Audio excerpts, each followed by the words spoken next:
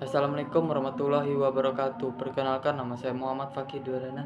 Saya akan mewakili kelompok telur asin untuk mempresentasikan makalah yang telah kami buat melalui video ini.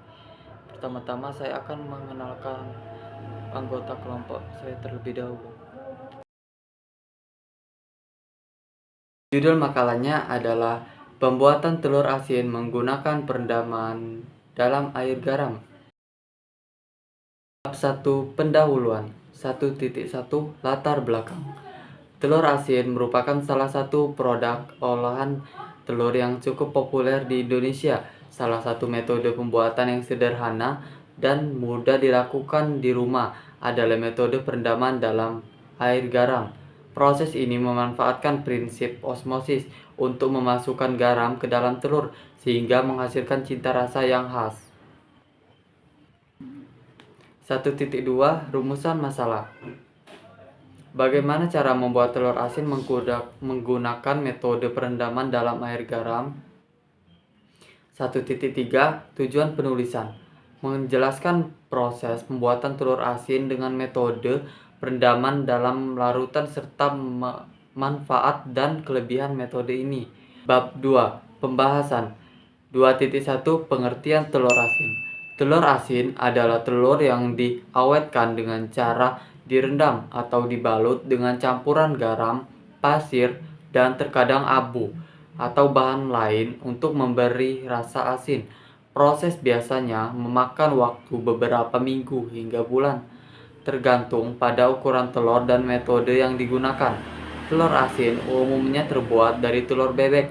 Telur asin memiliki rasa yang khas dan sering digunakan sebagai lauk atau bahan dalam berbagai hidangan di berbagai negara termasuk Indonesia. 2.2 Bahan dan alat. Kami menggunakan telur bebek 10 biji, garam, air bersih, wadah atau toples, panci, dan amplas.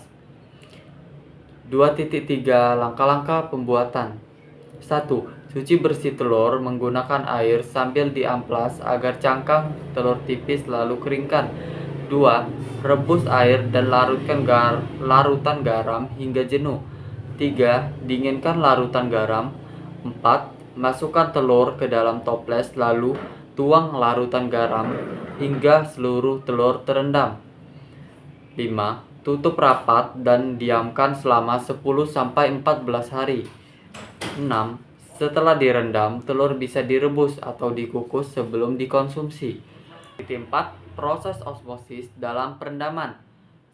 Selama proses perendaman, terjadi osmosis di mana molekul garam masuk ke dalam pori-pori cangkang telur dan meresap ke bagian dalam. Proses ini mengubah rasa telur menjadi asin secara bertahap. Bab 3 Penutup. 3.1 Kesimpulan. Metode perendaman dalam air garam adalah cara sederhana dan efektif untuk membuat telur asin.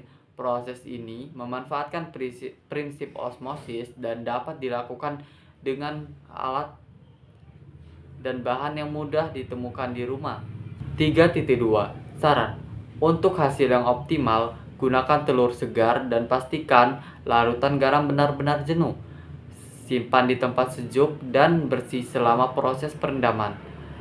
Total biaya yang kami gunakan untuk membuat telur asin ini adalah kami sokongan 10.000 dan kami beranggotakan 7 orang. 7 kali 10 adalah 70.000. Kami membeli telur bebek 10 biji seharga 25.000, garam 3 bungkus seharga 10.000, amplas 5.000, dan alat-alat untuk membuat makalah seharga 20.000. 10.000-nya kami gunakan untuk membuat cemilan saat kerja kelompok. Sekian dari saya. Wassalamualaikum warahmatullahi wabarakatuh.